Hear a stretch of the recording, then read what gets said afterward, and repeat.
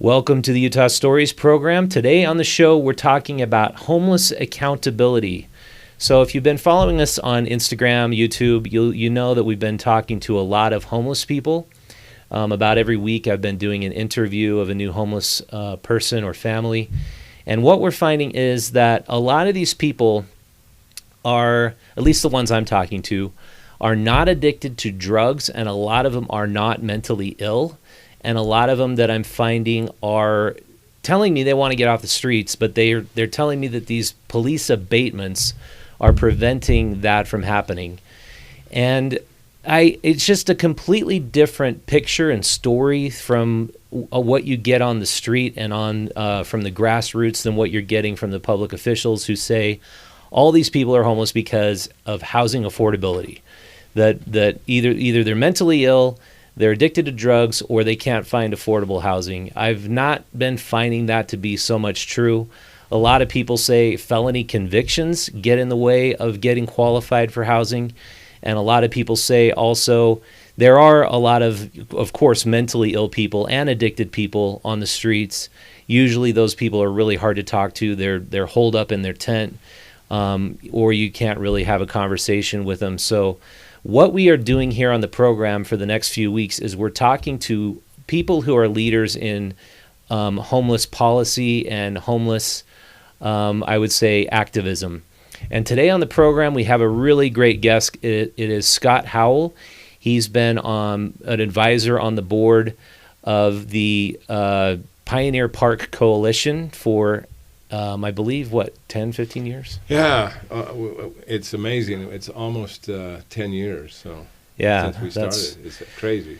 And Scott and his colleagues, they advise policymakers, they advise the nonprofits, and welcome to the program, Scott. So glad to have you. Richard, thank you so much. I really appreciate being on Utah Stories. It's wonderful. Thank you. Yeah, so let's just get right down to it. What is going on? Why are we seeing so many more homeless people now in the streets, camping in weird places than we've ever seen before in Salt Lake City?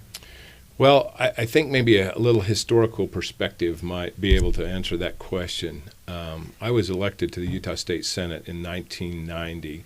I served for 3 terms up there, and I became the minority leader after 2 years. And so as the leader, you can appoint yourself to any committee.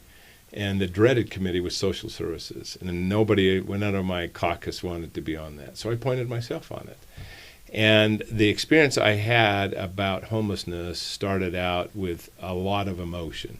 That, we got to do everything we can, and so on and so forth.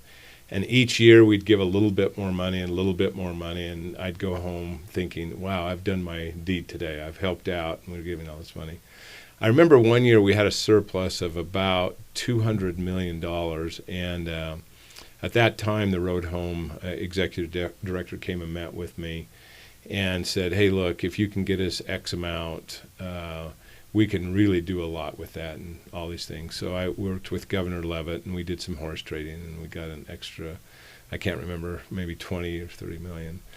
And so I thought, wow, they're really going to get this thing up where it needs to be. The next year, during the appropriations process, the same group came in, and they not only wanted the amount of money we gave them the year before, plus the 20, plus another 15. Because they said they could just solve it with that. And at that point in time, it dawned on me that I'd never asked them how they spent the money, and could they give me a pure accounting of the money. And it was a him-ha, and from that point on, I started to have a little more scrutiny about what we do in homeless. Well, I left politics, and I pretty much went on to do some other things, and then got involved with the Pioneer Park Coalition. And this past year, we appropriated $320 million to about 7,700. The Deseret News article that just came out today said that there was an increase, and we have about 7,500 people that we classify in that homeless. So when you see that number, and then you see the corresponding of what they allocated, and that's just the state dollars. There's some federal in that, but it's not the philanthropic dollars. One other thing that we did that had to happen is we worked with the legislature to create 3 new homelessness. I mean, these are the best homeless centers in the world. Private showers, beds, lockers, all of those type of things. And we did cut back about 300 less beds than what the Road Home had at the time. But the reasoning on that was we were going to get them in there, we were going to get them to the right counselor, the mental health counselor, the addiction recovery health counselor, and to the individual that could get them a job, workforce services. And it never panned out that way. It became right back to the old habits of just give us more money. Yeah. And just and if you look at things now compared to how they were when it was just the Road Home, yeah, I mean, you gotta say it's just not been a success. It's been a disaster, right? Well, and the good thing about what we have now is we've got more shelters. I mean, we have plenty of beds out there. We have Switch Point, we have VOA, we have the Other Side Academy, we have the Road Home, we have... but they're all full, aren't they? At least that's what I'm hearing. They're not full. They're not? They're not full. No, they're not full. That's interesting. interesting. I think during COVID, some of our shelters, they became a little more restrictive because of COVID. But the challenge now, and contrast what's going on today to 5 years ago. When I would be downtown, I could load people in my car, and I'd take them to the shelter. And we always got them in, whether it was the women's shelter, whether it was the men's shelter, or whether it was the family shelter. They were able to find space and beds. And with Switch Point coming on, they actually bought the Ramada Hotel. And we've had we got the rescue mission. I mean, we've got a lot of places that are participating in beds and spaces. Now, that's not to say that every night they haven't been full, because there's some nights when they all that population. But the point is, when I just did this on Monday night. I was downtown at City Creek. This woman was standing there on the side panhandling. And I said, hey, I can get you to a place where they can get you a job, 3 meals a day, your own bunk bed, your own place to store your stuff. And she wouldn't go. She said, oh, I'll have to go look it up on the internet and check it out. She was skeptical. Very skeptical. Yeah, that's kind of what I'm finding, is that a lot of people out there who are camping on the streets, camping by the Jordan River, that's where I was today, they just say these resource centers are like prisons. They don't want to be in a place like a prison. And for those of you who are joining us not on the live stream, but in our recorded version, I want to play for you a clip of Jami Draper, who was just camping out by the Jordan River today. I've already played the clip for you, Scott. Yeah. And she explains this, which is, she says that she will not go to a homeless resource center because everybody says they take your stuff, anything they find that's valuable, they keep. And they search you constantly. And she's never been to prison, and she doesn't want to feel like a prisoner. And so what's your response to Jami? To Jami, I would say, yeah, they have rules. They don't want you to bring in bags of cocaine. They don't want you to bring in a firearm. They don't want you to bring in a knife. They don't want you to bring in that. It's kind of like if you want to go on an airplane, you go through a security check. And they do that for the safety of everyone who's there. And you can't bring in marijuana, I assume. Yeah. Any controlled substances, right? Well, we have a law that is against drugs. That's still in place. I don't want to change our culture to where we have a drug-free culture. I mean, a drug-oriented culture. I'm not there, and I'd have a hard time getting there.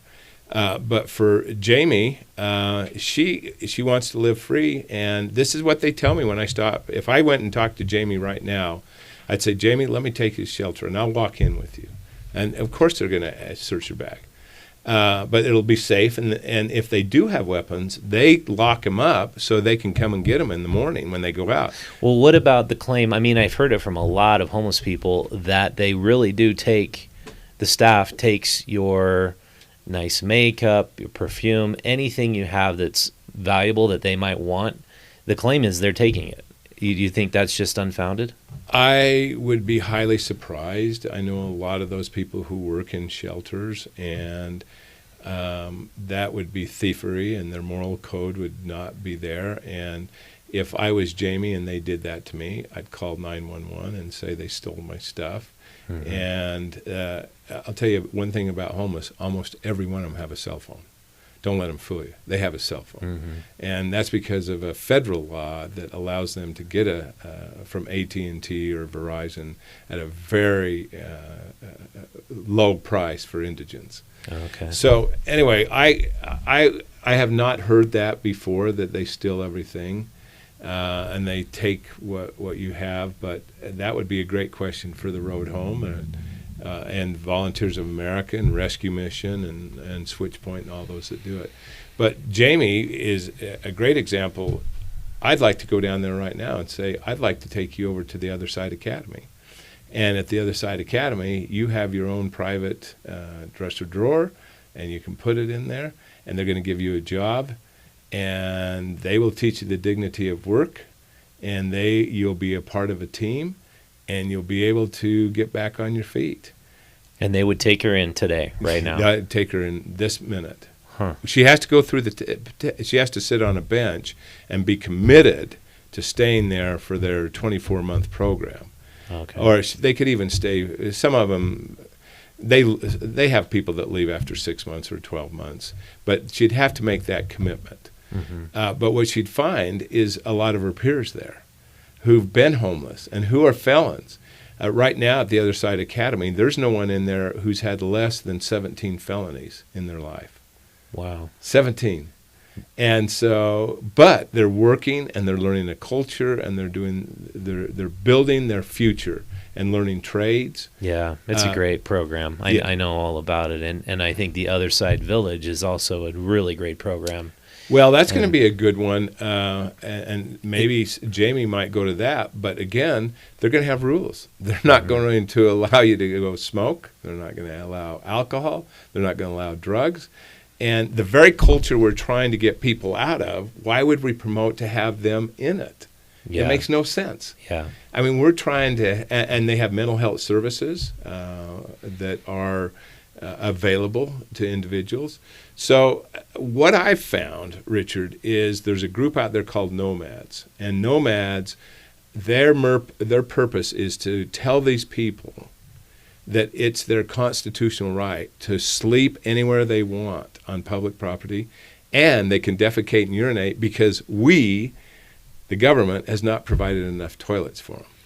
And what you find is a group of people that want to live free, and they don't want to have any responsibilities. They just want to panhandle, and they want to have this culture and this life.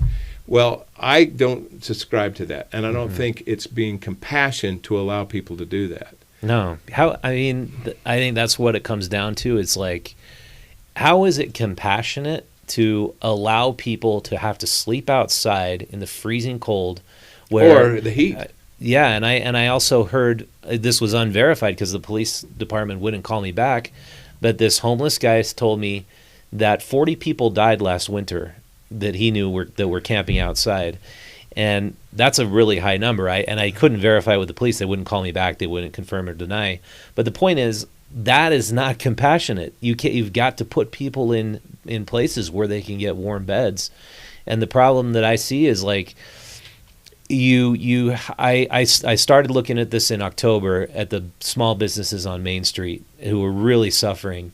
And we started writing about the bars and restaurants and this little convenience store that was on the corner. They've been there for 30 years. And the guy who runs it, named Omar, he said they're defecating right on the sidewalk.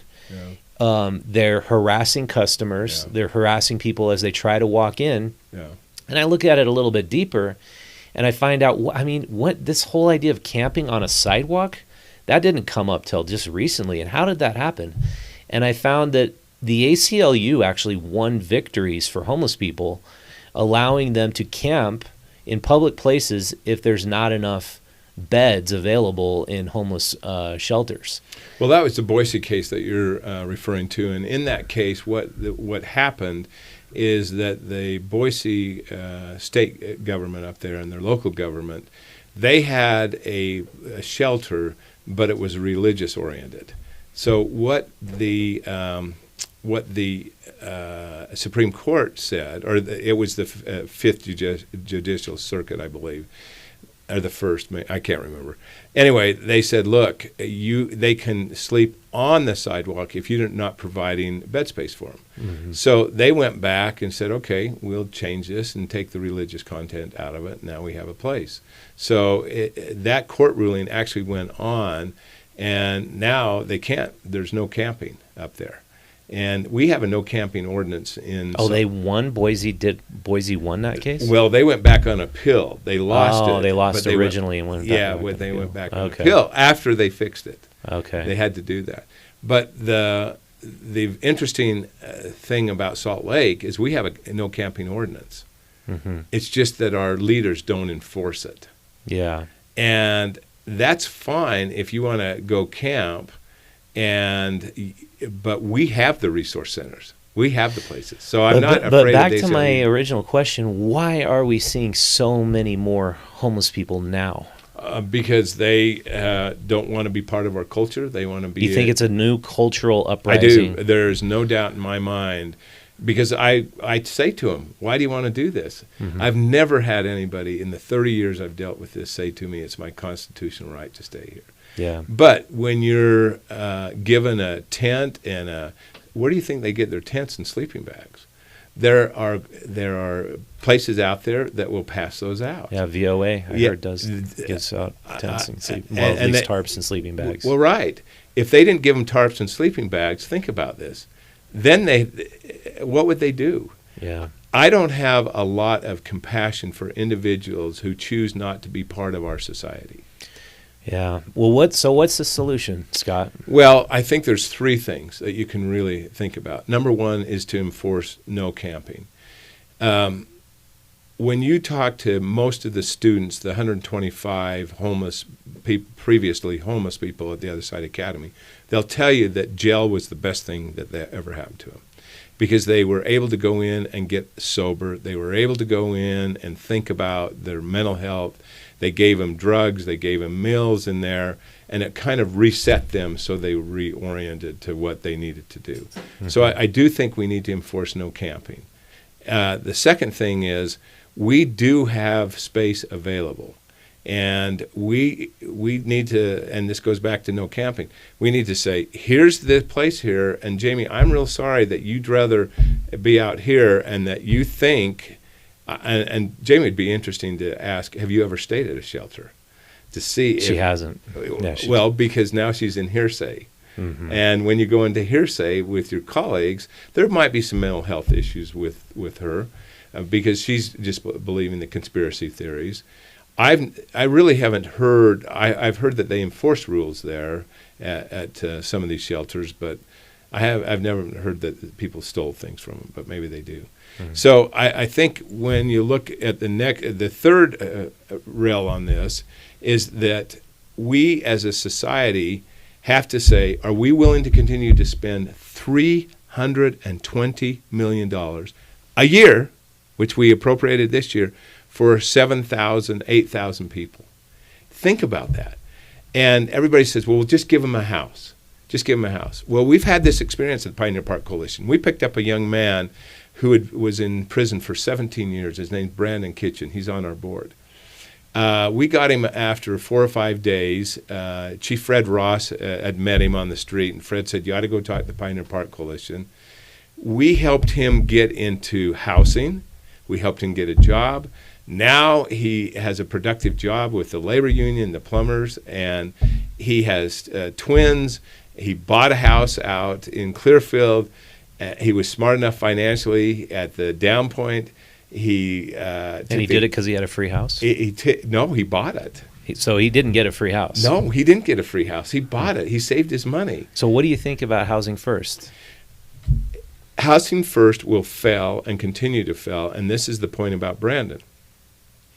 Brandon said to us, he called us one day and said, my family bought all their cleaning supplies at 7-Eleven. My friends are telling me how foolish I am to go there when I could go to Walmart and buy toilet cleaner. And by the way, how do you clean a toilet? And this is a smart guy, but he'd never had those social norms that you and I have. If we would have just given him a house, or he would have gone to a house, it would have been a pigsty immediately. So we learned that you've got to teach him the social skills of how to maintain a home. And so he learned that. And then he learned that you don't buy your supplies at Maverick, or you don't buy them at 7-Eleven.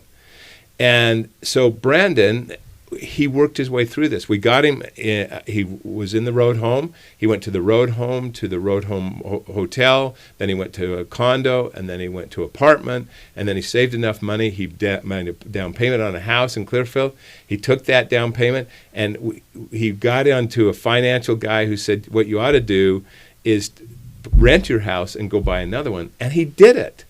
Wow. And he's amazing. But see, that took a lot. If we would have just given him a house, and he's a great guy to talk about, he would have failed. And what happens in a lot of the housing first, you talk to homeless people and they'll go, it's the greatest thing in the world. I had this, we had the best drug parties, we had orgies, we had all these things. And it's because we don't have the services right there to provide. So, Richard, if we gave you a house and we didn't give you the wraparound service of a mental health counselor that would follow up with you, addiction recovery counselor, or someone who took you to a job interview and showed you how to get a job, you're just going to wallow in that house. Yeah, and where's the ownership and appreciation if you're given it for right. free? And I become extremely skeptical of Housing First, because a lot of the homeless transplants that have come to Salt Lake City, yeah. they tell me they've come here because they want to be on the list for Housing First. Yeah. I just interviewed a woman last January at Fort Pioneer, that yeah. camp that was right under the freeway. Right. And she told me, I want to get my kids off the reservation. I want to raise my kids in a nicer environment, so I'm on the list for housing. I mean, and you can't blame them. If you have the opportunity to get a free house and win something like a lottery, why not be homeless and drug addicted? And, it just seems like the incentive reward system is backwards. It's like the people who want to work, who tell me they want to work, can't get off the streets. The people who are the most addicted can get free housing. Does that make sense? Yes, it makes perfectly good sense. And, Richard, what you need to know about this is the word accountability. Mm-hmm. There is no data metrics to measure what works and what doesn't work within our service providers. There's not a weekly dashboard. There's not a monthly dashboard. There might be a yearly dashboard, but it's self-reported. Mm-hmm. And if you self-reported everything that you did, you would tell everybody, yeah, I'm a million. I make millions. I do this. But when the accountant comes in and looks down at it and they do a deep dive, they go, oh, it's not quite that way. And so you have to have accountability in this whole thing. And that's why the Pioneer Park Coalition came forward. We are very compassionate. We've contributed money. We help people. But we also believe that if you don't have that accountability, you said it best, whatever's given free, you're not going to have the whole mentality of, I need to take care of this because it's mine. And even paying a minimal amount of rent and having responsibility for a home. But if you don't have those wraparound services, you just think ghetto. There's a Harvard study that just came out about a month ago, 71 pages talking about Housing First and where it's failed so miserably over the years. Mm-hmm. And it goes back to this whole thing on accountability. I still cannot believe that people would think it'd be compassionate to take someone who's drug addicted, who's in human trafficking, and who has all sorts of challenge mental health, and just give them a house and think that's okay.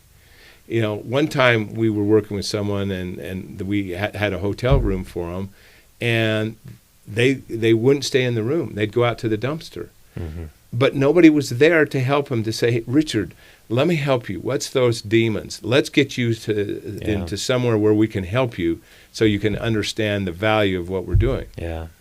Poverty is just as much a condition of the spirit as it is a physical condition. I like what you said. Yeah, right. And it's not my saying, it's Theodore Dalrymple Oh. wrote a book, Life on the Bottom. Life on the Bottom. Yeah, great book. But we just have about a minute left. Sure. How do people get more involved in Pioneer Park Coalition? Well, this morning I was on social media, and a woman by the name of Rachel Taylor said, "I've had it with what's going on at Fairmount Park," and it was a disaster. So I texted her and said, "Here's the Pioneer Park Coalition. Here's the Other Side Academy. Call the mayor. We have to hold our elected officials accountable, and we have to say you've got to enforce no camping." Now, I do believe that the way things are moving right now, we might have to find an outdoor camping spot but it has to be sanctioned and it has to be safe. We just can't say, this fence, you all go in there and do whatever you want. Have a great time at night, put a campfire, just whatever, If we don't put in some discipline, and this is what Jami said, I don't want to go there because I don't want any rules. Guess what? Our society is made up of rules. Everybody follows rules. You're just going to find them that they're going to stay outside and say, I don't want to do that. And, it might be tough love, but we have a responsibility to teach principles of moral conduct, of self-sustainability, of self-reliance, and really the dignity of work. Yeah. Well, I appreciate you coming on, Scott. Thanks, Richard. I have to say I agree with you on most of that. But it's been great having you on to talk about this and try to figure out what we can possibly do to improve it, because it's just clearly just getting worse. And we got to make some big changes. Well, and some of those changes might be that tough love stance. Mm-hmm. But you know what? If we can get people into a safe, secure environment, teach them more about responsibility, and help them. I've seen the miracle of the dignity of work really change people's heart, minds, and souls. And most people, when they do work, they absolutely start to have that rejuvenation of the spirit and the soul. Yeah. It's amazing. Yeah, I think so too. So thank you, everyone, for joining us. This is the end of our part one. We do have coming up on the program Jean Hill from the Catholic Diocese of Salt Lake City. She's going to talk about her organization and her ideas about what needs to be done about homelessness. We're going to take a little break, and we'll be back with you live streaming from YouTube in about 5 minutes. Thanks for watching. All right. Thank you. Welcome to Utah Stories Show, ladies and gentlemen. This is part two of our several-part series on housing and homelessness. If just a little bit of background, we've been doing interviews with homeless people over the last 8 months here at Utah Stories, getting their stories, getting their point of view, their perspective on why the homeless problem is getting worse and worse, why there are more people camping out on streets, camping near the rivers, like Jordan River, where I was today. So today on the program, we are showing clips of homeless people I've interviewed, and we're having homeless advocates comment on what the homeless people have to say. This is a new format. This is the pre-launch of our all-new format for the Utah Stories Show. We're really excited about it. And today on the program, we have Jean Hill from the Catholic Diocese Services. Catholic Diocese of Salt Lake City. Oh, Catholic Diocese of Salt Lake City. Thanks for joining me, Jean. Yeah, glad to be here. Thank you. So just to give our viewers a little bit of background, how did you first get involved in Catholic Diocese of Salt Lake? So I am the government liaison for the Catholic Diocese, and I've been there since 2011 in that role, and do a number of different issues. I mean, I work on things like immigration, criminal justice reform, and of course homelessness now as well. Okay. And were you interested in homeless issues before you even started that role? I was, yeah. I mean, I used to volunteer at St. Vinny's Soup Kitchen to feed the hungry and take care of folks. So it's St. Vincent's and the Wagland Center? Wiegand Center. Yeah, I hear from so many homeless people what an amazing asset St. Vincent's is, because the people are obviously hungry and they need to have a place to go eat. Right. And you provide 2 meals a day? Plus, and the more importantly, I think too, is the Vincent Day Center, where people can go during the day and get on computers and get job assistance and get housing assistance and get lined up with Medicaid, or and get IDs back again if they've lost their ID, which happens a lot for homeless folks. Yeah. They can go there and get an ID, or at least get the an application and then have it delivered to Wiegand so that they can pick it up there as well.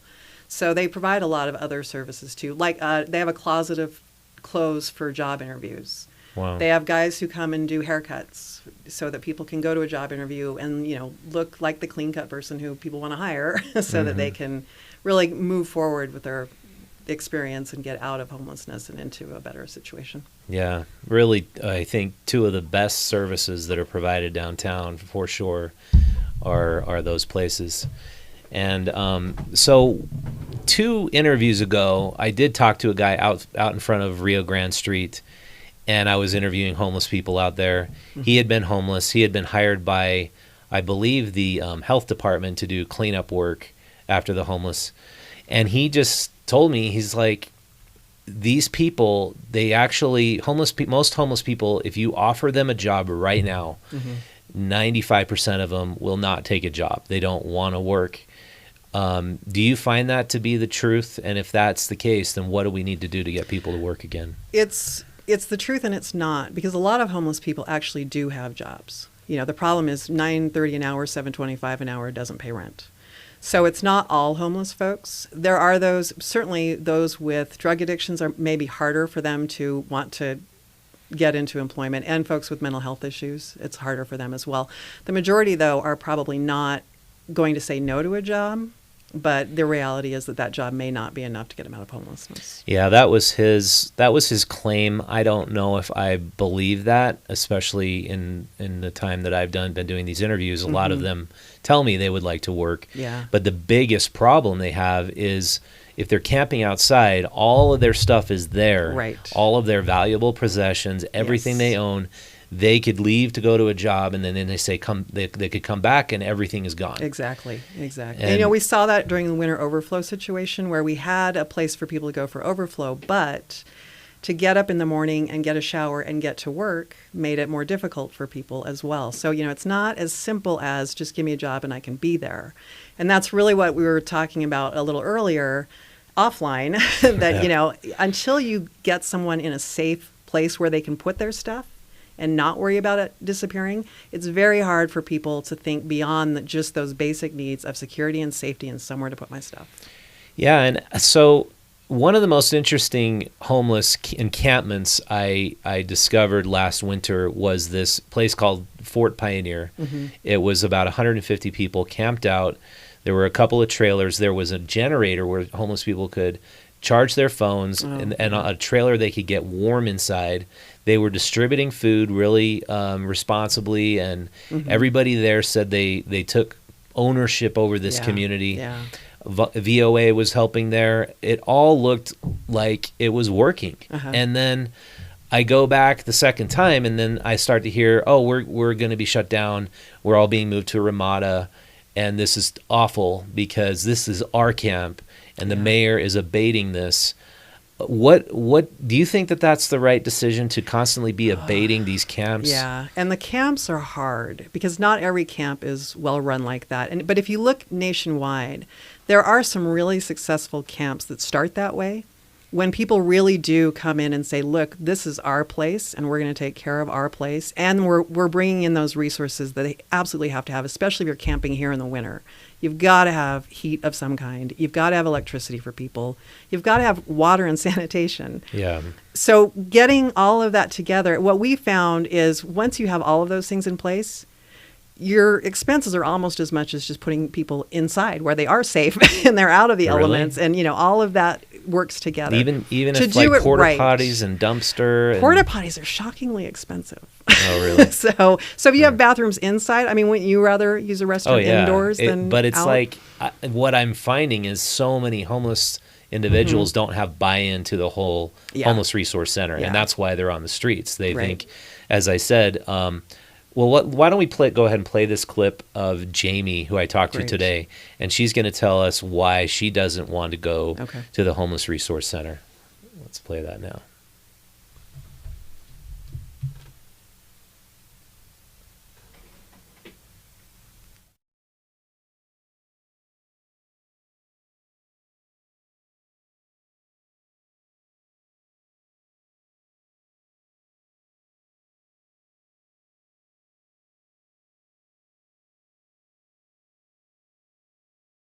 absolutely ridiculous. Yeah, Native American, I was right? last year. I had a spot here, and I was in between moving, and they threw away 8 cases of hand sanitizer that I had. That would have had me set through the winter for heat.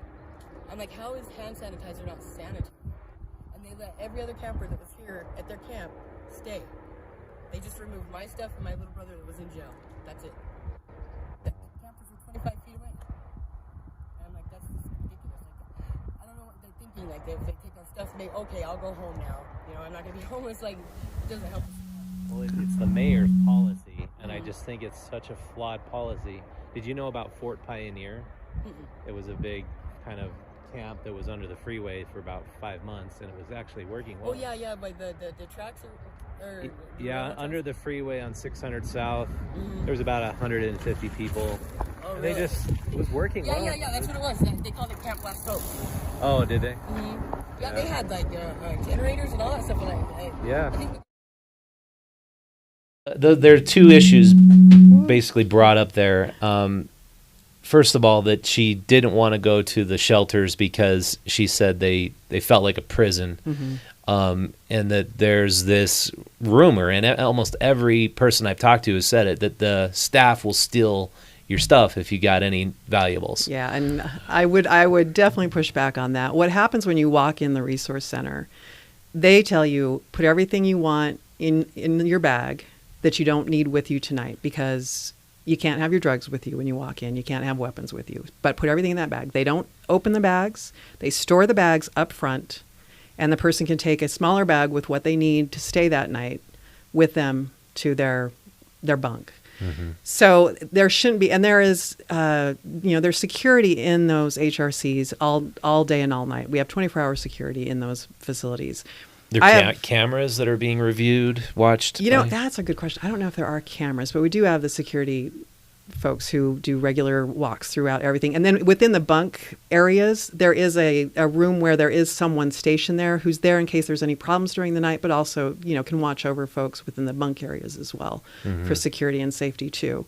And again, just in case if there's a medical emergency or something happens, there's someone there who can take care of things. So I have not heard anything about rampant thefts through the facilities, specifically from the bags that are stored by staff. And those are stored, like I said, up front, where security also is sitting throughout the evening as well. Whether stuff is stolen inside where they're bunking, I would hope not. And I think that there are protocols in place to make sure that doesn't happen. But I'm sure there are times when things get stolen, yes. When you put people in a congregate setting in a bunk house, things are going to happen. But in terms of just sort of rampant, no. And then the prison feeling, I know there are a lot of folks do not want to have their stuff stored. They want to be able to bring their stuff in and have it with them. And that, just as a matter of security and safety, that can't happen. Because we know folks will bring in the drugs. Because if you are addicted, saying, for the next 12 hours, you're not going to have access to your addiction is hard for people. So that makes sense. And I know a lot of people. So they could potentially leave controlled substances in their bag. They just can't access it while they're there. Right. Okay. So it's not a problem within the facility itself. Yeah. Yeah. And I went out to the Gerald E. King Women's Resource Center, and it was pretty shocking what I saw in front of the building. Just the women camping out in front. I encountered 2 mentally ill people. We wrote about this about 3 weeks ago. Yeah. And they are not getting the treatment. They've been kicked out. And I mean, it's a very tough situation, I'm sure, because the safety of the people inside is also a big concern. Right. But my feeling was that the mental health of these people is not being taken care of. Yeah. Like under the current system, there was a woman just shouting profanities over and over again while I'm trying to interview women who could talk. Yeah. What's missing here? Like, are there just not the services available for people who are mentally ill? The services are there and they're overwhelmed. Just like with substance abuse. If you have money, getting mental health treatment is easy. When you have no money and you're relying on folks to do that work who are willing to work with a very, very difficult population, a hard population. It's hard to work with folks who are that mentally ill and have not been treated for such a long time period because they are without access to homes and jobs that will give them that kind of health care that they need.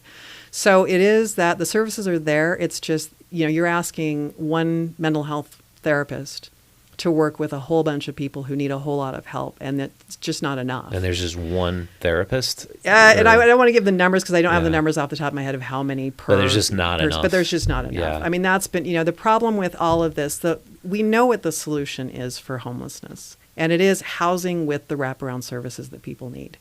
Mm-hmm. And for some people, that's not going to be many services, but for some people, it's going to be a whole lot. And the case managers, we always talk about case managers who will get people to the services they need. Case managers make about $17 an hour to $22 an hour. We know a living wage in Salt Lake County is more like $24 an hour. So even our case managers don't have enough to necessarily be housed. Yeah. And then, those mental crazy. health therapists and drug abuse counselors, they're not making the kinds of money that the guys who have the $20,000 a month programs make either. So it's really hard. And finding social workers, incredibly hard. And right now with the Great Resignation, it's hit all of our homeless service providers as well. It is very hard to get people who want to work in this field. It's an incredibly rewarding field. It's an incredibly hard field.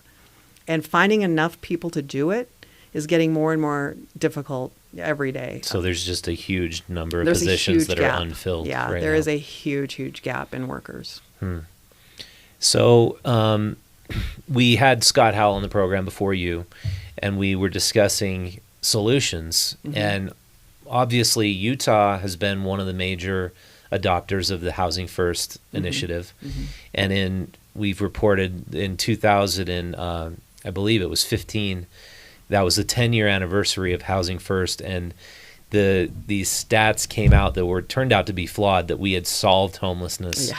And the New Yorker magazine and NBC Nightly News and all this media publicity came to Utah saying, look what's happened with Housing First. Yeah. And then the very next year we had this incredible spike in homelessness. Is Housing First the answer? Is that really? I mean, with what's going on in California, in Washington, in the biggest cities, Seattle and San Francisco, Los Angeles, they all have Housing First, and they're giving, people are on the list to get the housing. But seeing how homelessness is just running rampant in these big, huge cities, and Housing First is the major initiative, can we say that is the policy we should follow? Well, let me tell you, it actually is, because what we did do in 2015 was we reduced veteran homelessness to what we want to see as functional zero. So yes, people still fall into homelessness, but they don't stay there and they don't come back to it. And the reason we were able to do that was through Housing First adequately, appropriately resourced. And that's the key. And that's the key for all of these cities. And, I heard in the prior interview, this idea that you get a free house. There's no free housing in Housing First. What you get is housing at a rental rate that you can afford, that is 30% of your income, and no more than 30% of your income, which financially is what someone should be paying. So something like the airport inn, or the point, the switch point, took the airport inn, converted it over. People aren't getting free housing, but they're getting housing and services. That's Housing First. And that's what's missing in all of this. And it's getting harder and harder. Those big cities, particularly California's real estate market, has been crazy for generations. To afford housing in California is nuts. I mean, we had a friend who was a teacher who was being offered $90,000 a year to teach in California and didn't take the job because he couldn't afford housing at $90,000 a year. Wow. So you can't do Housing First if you don't have deeply affordable housing and you don't have the services. And that's really when we resource those things and we do put our investment into housing and services, then yes, we can absolutely reduce homelessness. So another point Scott brought up was we're now spending close to $400 million a year on 7,000 homeless individuals. I don't know if that includes the people who are getting supportive housing. And I don't know where that number comes from. Either of those numbers, frankly. Well, yeah, I better have him, because I hadn't heard that. I knew the number, that the cost of the resource centers compared to the homeless shelter, and I've been trying to nail down the numbers of total homeless spending going on in Utah. But so you're saying that Housing First is just simply underfunded, and that's the reason why it doesn't appear to be underfunded, and again, we don't have all of those service providers we need, all of those mental health counselors and substance abuse treatment providers that we need. If you look at something like First Step House, I don't know if you're familiar with First Step House, they do a phenomenal job. So it is a residential substance abuse treatment where people rent their apartments and get their treatment on site. And they do amazing work, and they are full to the rafters, just like every other provider who does that kind of work. They are full to the rafters. First Step just built new housing units. So they've even added more units, and there's still, there's a waiting list to get into their program. And that's not free? People pay to have their loved one put in there? Is that well, the model, yes or? and no. No, you can go in. If you're a homeless person, you can get into First Step House. They're not gonna keep you out of the program because you can't afford to pay. But once you do have enough money to pay, then we look at what is your income, what can you afford, and then you'll start paying that towards your housing costs. But isn't one of the difficulties with Housing First is that they projected an amount of time that the person should become self-sufficient and independent, and those projections have just not panned out. It's taking a lot longer. Depends for on the people to person. actually- I mean, the thing talking to folks on the street, every person who is homeless has their own story of getting into homelessness and their own issues they need in order to get out successfully from homelessness. So it depends on the person. So for some folks, Housing First works very well because all they really need is those four walls and running water and a place to put their stuff, and they're going to do great. They're going to be able to get their job, and they'll be just fine. They have fallen into housing because they got evicted from prior housing because they weren't making enough for the rent, and the rent went up. So all they really need is rental assistance first, which would have kept them from going into into homelessness. But then once we can get into something they can afford, they'll be able to move on and move out. I think the problem we run into is people hear permanent supportive housing and think somehow that there's a time limit on how long a person should be in permanent supportive housing. Some people will always need all of those supports. They will not move out of that. So you can't just say, well, we built this facility, we're done with permanent supportive housing, because people aren't necessarily going to suddenly say, great, now that I've had substance abuse treatment for 3 months, all is well and I can go and work for IBM.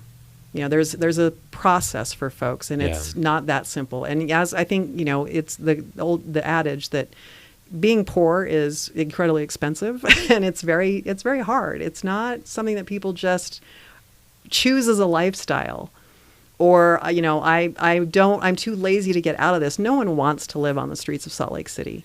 They may like the idea of not having rules and not having to obey certain things. No one wants to sleep on cold concrete in the middle of winter in Salt Lake. But do you think that there is a cultural element to all this? Because what you find sometimes, and I used to just notice it more when I visit San Francisco or Seattle, is that there is something like a person who just is homeless by choice. And I actually heard that a few times in interviews I've conducted, where they're saying, you know what?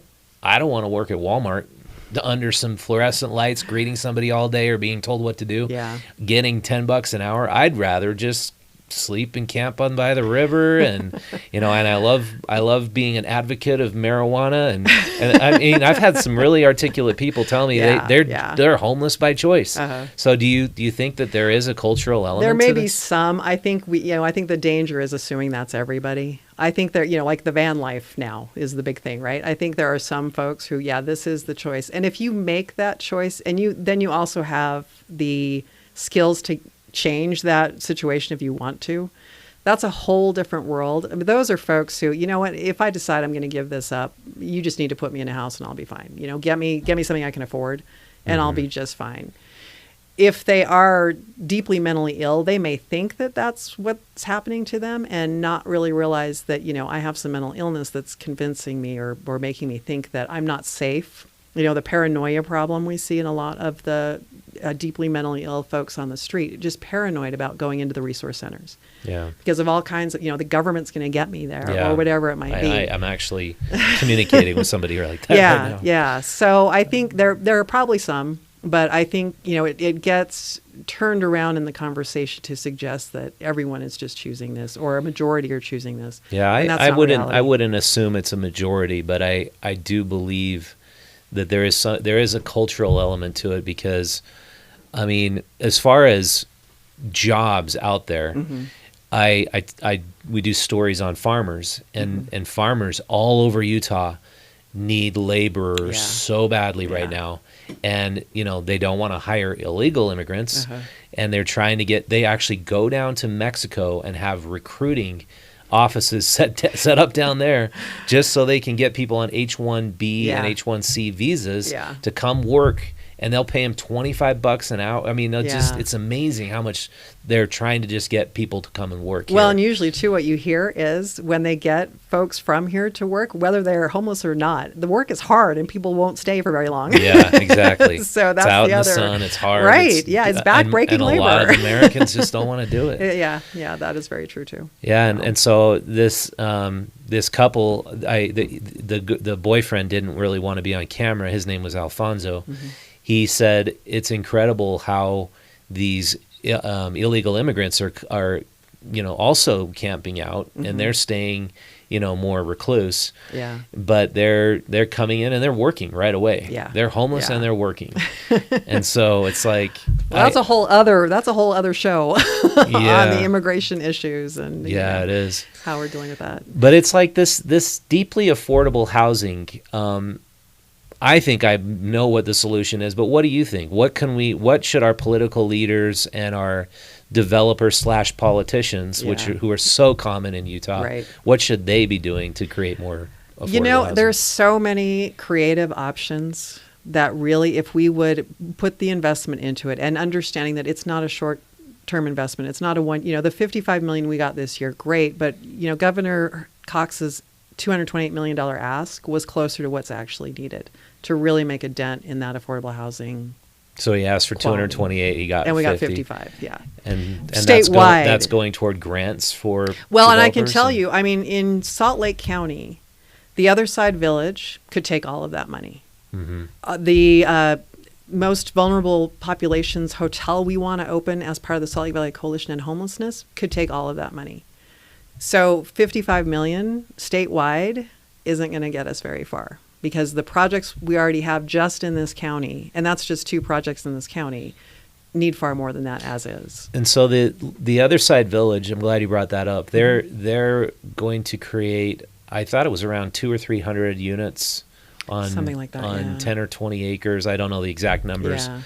But it's been incredibly difficult for them to break ground. Have they broken ground yet? And what's I don't know. I mean, it just seems like that is a great solution. Putting, skirting zoning laws, allowing for people to live in a smaller house that's far more affordable. Yeah. Is that the biggest problem that's preventing affordable housing in your mind? I think there's a lot of issues. NIMBY is a huge problem. You could, and actually, because even the tiny home village is a great community. And that's, when you're talking about culture, people want community. Regardless of where you're living, you want a community. Whether you're on the street or in a neighborhood, you're hoping for community. So a tiny home village creates that community. The problem is, actually, those villages are sort of expensive. If you really want per unit to really put as many people as you can in an acre of land, tiny home villages are not the answer. So they are an answer, and I think it can be very successful. I think the tiny home village will be really successful for folks for whom that's going to work. The motel conversions are probably the most economical way to do this, and can also be incredibly effective for a lot of people. But again, we have different people with different needs in homelessness. So we need a variety of different kinds of housing. And we're not talking about Taj Mahal houses. Nobody needs 5,000 square feet for 2 people. But you've got to have different options. Someone who has a huge domestic violence trauma, for example, living in a hotel conversion where the doors are constantly slamming could be a real problem for that person. That's not the best situation for them. The tiny home village may be a better solution for them. Well, I look at a place like Magna, and it's a lot cheaper for land out there. Yeah. And if you were able to take, a traditional 1/5 of an acre plot is the lot size. On a 1/5 of an acre, you could fit 5 tiny homes. Yeah. So on 10 acres, you could potentially have 200-300 tiny homes. Yeah. And in Magna, they've got still land to build on. if you did a transit-oriented development, didn't allow people to have cars, didn't create the space for garages. Yeah. I just think that could really make a big dent in the problem, because you build high rises, then you're dealing with structural steel costs, and then you're more in or you got to be zoned for urban. And so I'm just like, why don't they just allow zoning for more units on a lot? There you It's go. And then what happens in the neighborhood? Oh, no, you're going to ruin our neighborhood. Yeah, you're never going to do that in my backyard. Yeah, exactly. And you do have to have the transit access. That's critical for folks who are, if you're low income and don't have a car, you got to be where you can get to your job. And then we, can talk about, okay, and should it take you an hour to get to your job on a UTA bus from Murray to downtown Salt Lake? Yeah. So, those are other issues, but you're right. Absolutely. We do need to really look at how can we better put more units in an area that will well serve folks so that they are actually able to get into housing. Because again, if you imagine living on a tent in Salt Lake City with a drug problem, you aren't going to go to your drug treatment program if you don't have anywhere to leave your stuff during the day. So housing first is get a roof over my head where I can store my stuff and be safe. And then I can start working on drug treatment, mental health treatment, getting a job, all of the other pieces. It's basic needs. If I can't meet my basic needs, I cannot even begin to worry about those more complicated things like drug treatment, which is not a simple process, or like mental health treatment, which again is, a years-long process for folks. Mm-hmm. So we've got to get people housed, and it's not get them housed and walk away. It's get them housed and get them connected to the services they need. Yeah. Yeah, I agree. The last thing, we demolished the road home shelter. We created these resource centers where we'll now build luxury condos. Yes. Yeah, obviously the developer politician runs everything here. Yeah. Now we are faced with all these people. I reported on it in our November issue. Businesses can't walk.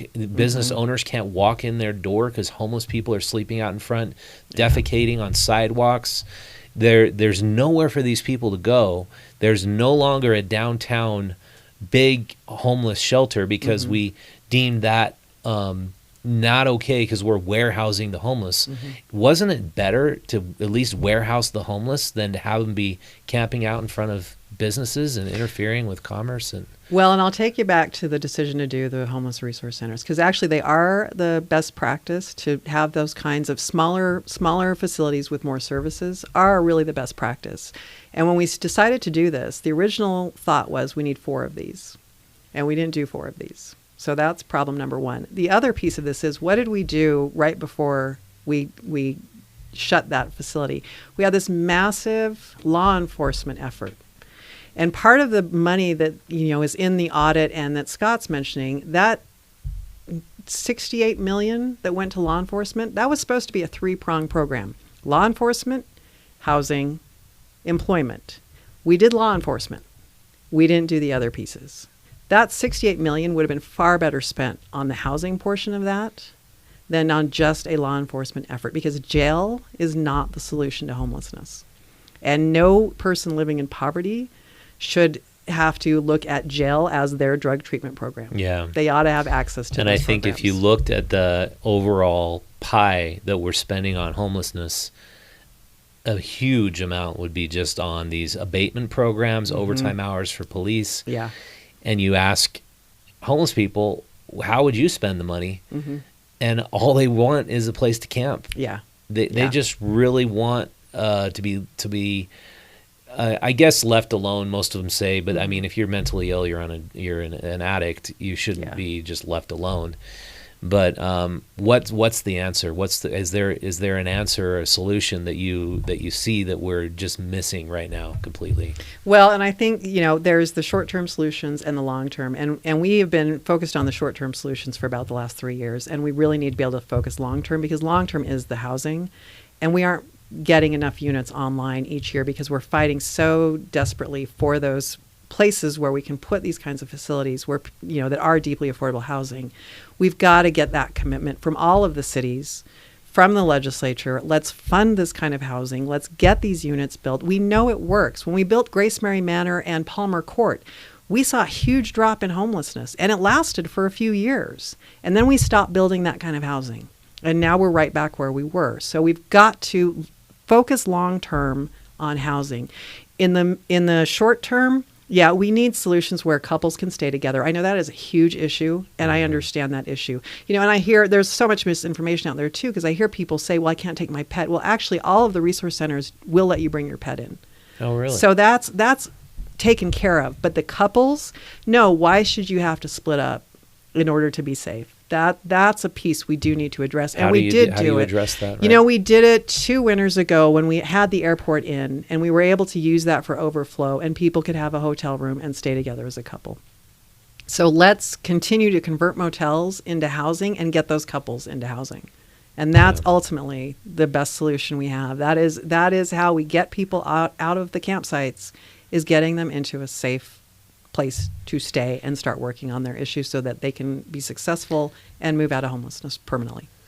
Do you think that the government also needs to be, or all the homeless resource organizations need to be held more accountable for how they're spending their money and how those funds are being allocated so they can do something like a return on investment? Yeah, and I think we're working more and more closely to that. I think, Wayne Niederhauser is helping to coordinate all of that effort. When we changed the model for our continuum of care, so we brought all of the Salt Lake County providers together to really get us all on the same page to look at this homeless services system across the board rather than having each provider competing with each other for funds, right? So now that we're able to look at the system and have the state also looking at us as a system, I think you're going to see more and more of that happening. There is a lot of accountability. There's some measures that aren't working, and the state's working on changing some of those measures. But I think, the goal is for all of us, we want the best services system we can possibly have to really bring us to that functional zero where, yes, you may fall into homelessness, and hopefully we can prevent a lot more of that too. But if you fall in, you're not going to stay there and you're not coming back to it. And that is the goal for this state for dealing with homelessness. Yeah. Well, thank you so much for coming on, Jean. Thanks really for appreciate having me. It's been a great conversation. Yeah, quite a bit different than the last one. So if you're watching and you missed the first part, I talked to Scott Howell on the Pioneer Park Coalition. He has a completely different view of things than Jean does on Housing First. And he was trying to convince Jean to do a debate. Maybe one day we'll do something like that. It would have to be moderated. But yeah, I'd love to have you come back sometime. Yeah, that'd be great. Yeah, so, and if you are new to Utah Stories magazine, we have a print magazine we send out every single month. We have a very special offer going on in June if you'd like to support our coverage. You can subscribe to Utah Stories for less than $2 a month, and we'll send it right to your mailbox every month. And we cover all things local Utah. Our mission is to present the voice of local Utah, the voices of homeless people, the voices of homeless advocates, business owners, farmers, and that's what we've been doing for a lot of years now. And if you want to get involved, go visit utahstories.com, and you'll see the option to subscribe to the magazine. So thanks for watching. This has been Rich Markosian. I'll see you next time.